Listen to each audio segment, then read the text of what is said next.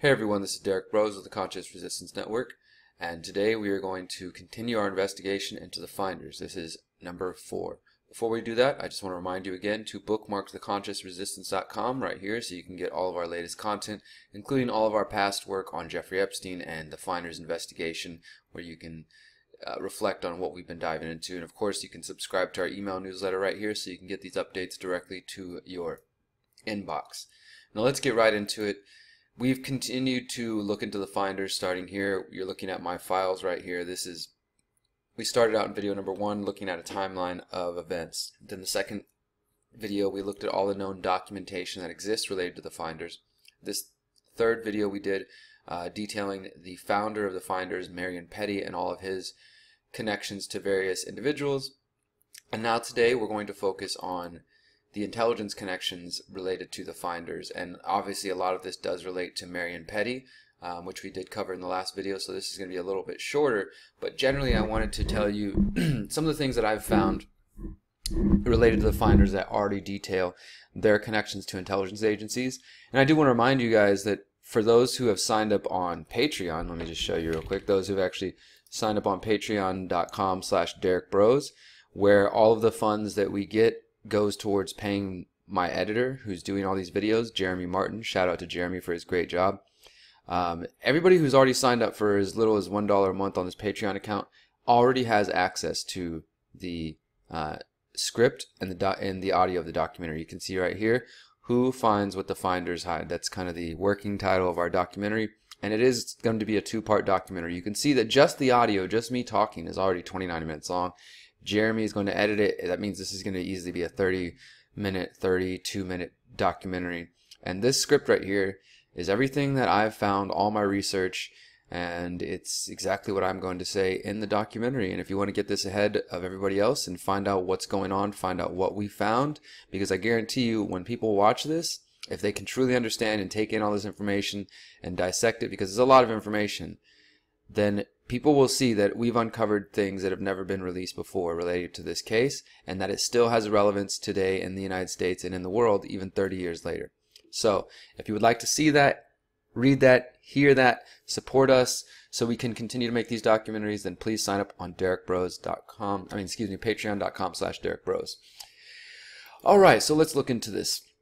Now, the intelligence connections related to the finders. Now, what I've shown you so far is a timeline of events. We've talked about the documentation, and I've shown you how Marion Petty, the founder of the finders, based on a number of details, including this investigative leads memo, which was leaked to journalist Daniel Brandt and was, quote, produced sometime during the 1980s with authorship unknown. This details all of Petty's connections and where, the people he worked with, and just all that important information. So if you haven't seen our last video and the details of Marion Petty's life, go watch number 3. I don't want to rehash too much of this. Needless to say, the vast majority of the intelligence connections do come via Mr. Marion Petty, who is the founder of the finders. And let me just read this little article for you, the piece from this article from U.S. News and World Report, which was written in 1993.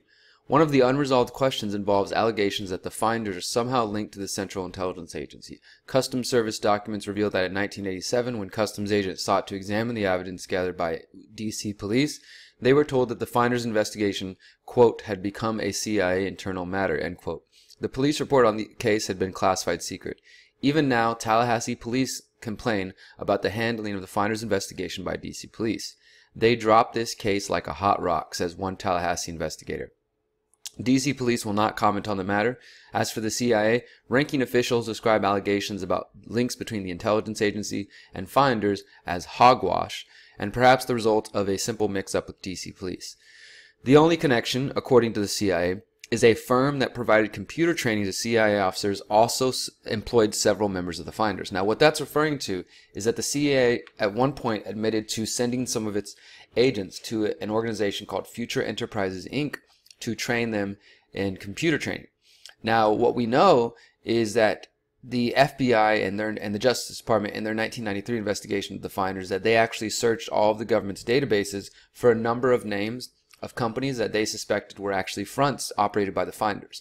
One of these included Future Enterprises. So just see if you can put this together. Future Enterprises is a company that is training the CIA officers in computer training, which is really odd to think that the CIA would outsource something like training their agents. More than likely, they would do that in-house based on what I've seen, or perhaps to one of their front organizations.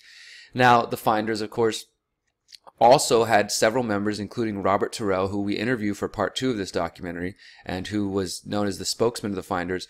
He apparently worked at the same company. So there's a connection between the Finders right there. It might be a loose one, right? But it's definitely something to pay attention to. You have a couple of members of the Finders, including their spokesman, working at Future Enterprises. You have the CIA sending officers to the same company. Supposedly the company is independent. The CEO at the time claimed that they were in no way a front for anybody. But we also have things like this. Law enforcement sources say that some of the Finders are listed in the FBI's classified counterintelligence files. So just a statement like that is pretty groundbreaking, and it was never followed up with. I actually tried to contact the journalist from U.S. News and World Report from 1993, and I did talk to one of them. He said, this was a long time ago, I don't really remember much about it, but, you know, this is, I mean, that shouldn't be ignored. Law enforcement sources told them that some of the Finders are listed in the FBI's classified counterintelligence files. Now, this also says, a later customs report says the CIA, quote, admitted to owning the Finders organization as a front for a domestic computer training operation, but that it had gone bad. So there are these loose little snippets of information that seem to escape the mainstream story, because once again, the official version of events, according to the mainstream press and according to the Department of Justice, is that 30 years later, 2018, this happened in 1987, that 30 years later, the story is closed. It's been closed since 1993. They said they didn't find any evidence of trafficking. They didn't find any evidence of Satanism. They didn't find any evidence of any wrongdoing. Excuse me. And everybody was allowed to continue on and live their lives and do whatever the heck they do. Case closed. I mean, but when you really start to break this down, as we do further in the documentary, I'm just giving you a couple of little snippets here. You see time and time again intelligence connections between the Finders, not just between their founder, but with other members of the group and with their operations. And in the interview, which I'm very excited to release, it's going to be in part 2 of the Finders documentary, which won't be out till January probably. We interview Robert Terrell, who is the spokesman of the Finders, and we ask him directly about the trafficking and the intelligence claims, and you're going to want to see it. So for now, let me just say that when you go back to number 3 and you listen to some of the things I talk about here and look at some of the names like, let's see, Charles E. Marsh and some of these other names that have been relevant to what we call the deep state now, or the shadow government, that Marion Petty, the founder of the Finders, is deeply connected to them. And I don't really like to, you know, there's a journalist, activist named Jan Irvin out there who has done some good work. I'm not really the biggest fan of him, but on this particular aspect right here, what we're looking at here, I'm going to show you in just a second, is his little database, what he calls the web brain, and it connects MK Ultra and all kinds of different people. And you can see here Marion Petty connected to the CIA intelligence agency, connected to Charles Marsh. Charles Marsh is connected to all kinds of other people, from Ken Casey to Tim Leary to the former CIA Office of Strategic Services. Petty, you know, connects to the Finders, to the, I mean, it's just, there's this whole, there's a lot going on, right? So we're going to explore all these connections. We're going to get into this and these documentaries, and specifically in part 2, and I hope you guys will hang out and will continue to learn with us. So this is part 4 of our ongoing investigation. I do want to remind you guys that, again, you can get the documentary before anybody else if you sign up on patreon.com/Derrick Broze for as little as $1 a month. And for those of you who are unable to, the documentary should be out within the next 2 weeks, and you're not going to want to miss it. Thank you guys for following along my investigation. There will be one more part to this before the documentary comes out, and then we'll see where things go. I hope you are having a great week. Remember, you are powerful, you are beautiful, you are free. Peace.